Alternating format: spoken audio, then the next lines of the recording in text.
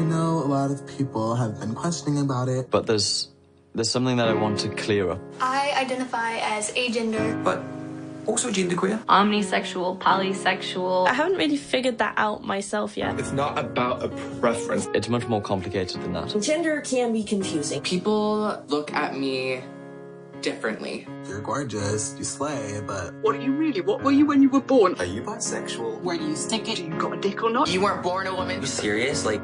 It's not fair to anybody. Those were some of my darkest days. Having them tell you that there's no space for you. Would people love me? Like, would people accept me for who I am?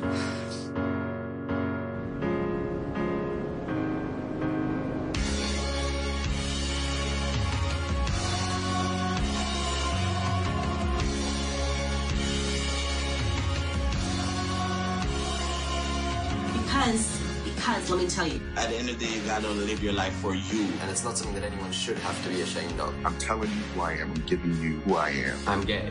I'm a lesbian. I am actually pansexual. I am transgender. Soy homosexual. I am 33 weeks pregnant. I am so proud. I love myself. We will love one another. And now is a time where we need to say no to the hate, to the violence. This won't scare us back into the closet. We will be seen, and we will be heard. Go in front of a mirror, take a deep breath, and say, this is who I am. Just say, stand up, let's just be like, this is who I am.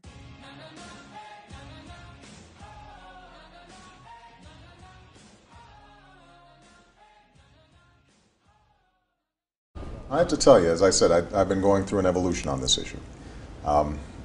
I've always been adamant that gay and lesbian Americans should be treated fairly and equally. And that's why, in addition to everything we've done in this administration, rolling back Don't Ask, Don't Tell, so that outstanding Americans can serve our country, whether it's no longer defending the Defense Against Marriage Act, which tried to federalize what has historically been state law.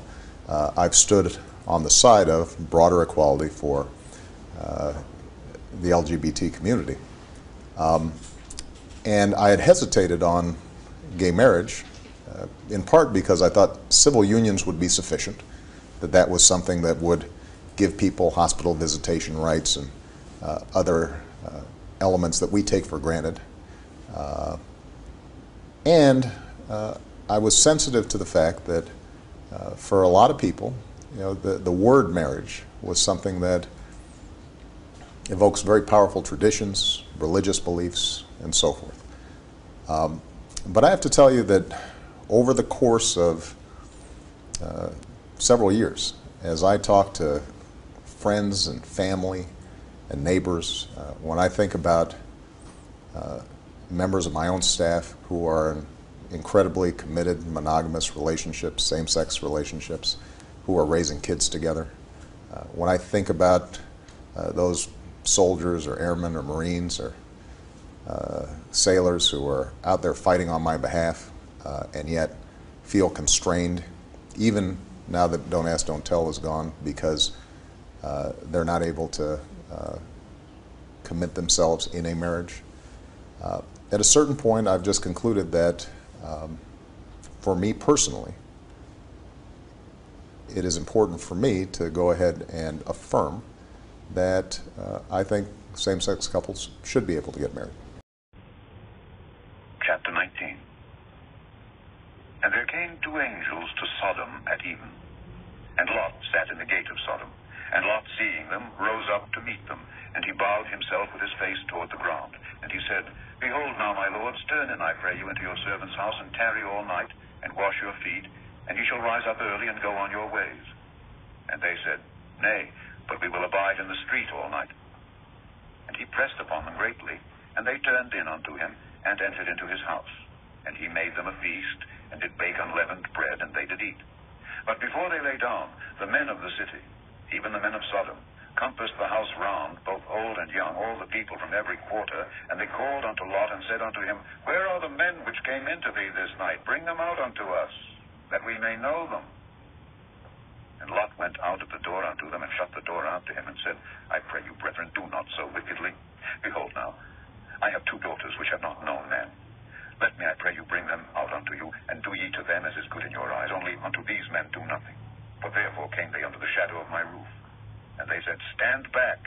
And they said again, This one fellow came in to sojourn, and he will needs be a judge. How will we deal worse with thee than with them? And they pressed sore upon the man, even Lot, and came near to break the door. But the men put forth their hand, and pulled Lot into the house to them, and shut to the door. And they smote the men that were at the door of the house with blindness, both small and great, so that they wearied themselves to find the door. And the men said unto Lot, Hast thou here any besides? Son-in-law, and thy sons, and thy daughters, and whatsoever thou hast in the city, bring them out of this place. For we will destroy this place, because the cry of them is waxen great before the face of the Lord, and the Lord hath sent us to destroy it. And Lot went out and spake unto his sons-in-law, which married his daughters, and said, Up, get you out of this place, for the Lord will destroy this city. But he seemed as one that mocked unto his sons-in-law. And when the morning arose, then the angels hastened Lot, saying, Arise, take thy wife and thy two daughters which are here, lest thou be consumed in the iniquity of the city. And while he lingered, the men laid hold upon his hand, and upon the hand of his wife, and upon the hand of his two daughters, the Lord being merciful unto him, and they brought him forth, and set him without the city.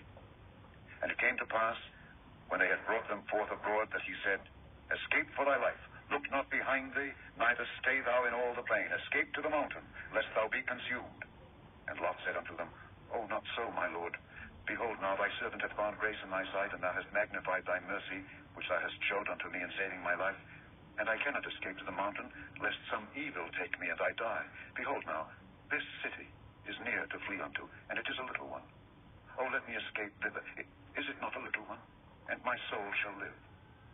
And he said unto him, See, I have accepted thee concerning this thing also, that I will not overthrow this city, for the which thou hast spoken.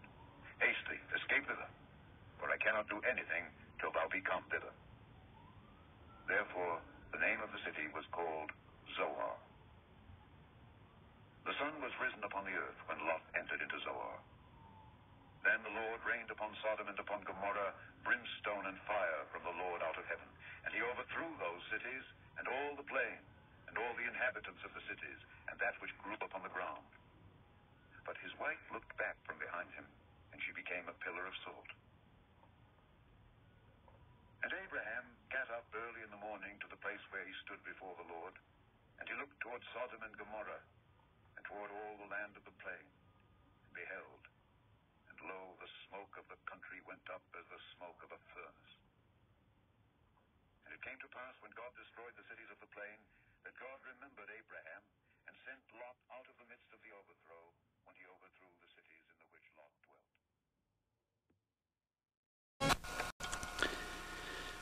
Now the Bible tells us that it rained fire and brimstone upon the cities of Sodom and Gomorrah.